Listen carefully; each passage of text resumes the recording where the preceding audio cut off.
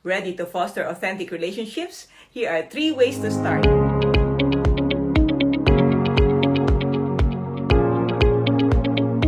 Ever feel anxious about opening up? It's common, and here's the question. Can you embrace vulnerability and thrive? Authentic connections build trust and fuel success. Ready to foster authentic relationships? Here are 3 ways to start. Lead by example. Share your own struggles and celebrate your team's vulnerabilities. Practice active listening. Empathize and create a safe space for open communication.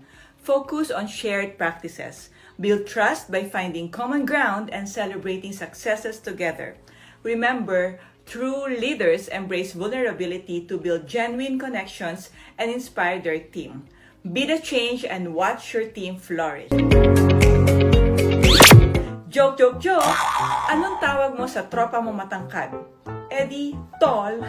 Ano naman tawag sa tropa mong pandak? Eddie, little. Tall, little.